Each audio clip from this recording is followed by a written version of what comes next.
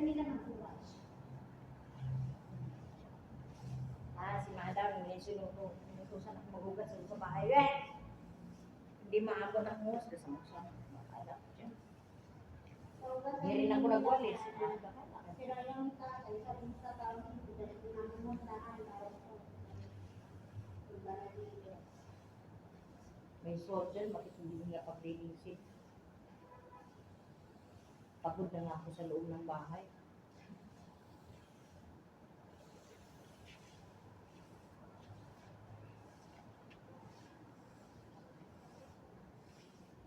Pagod na nga ako sa loob ng bahay. Ayun pa yung paano.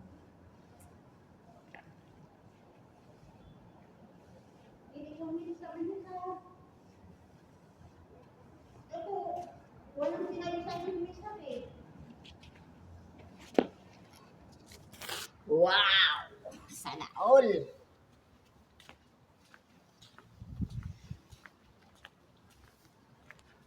Sabi niya minsan eh. Tinulungan ka ni Dele.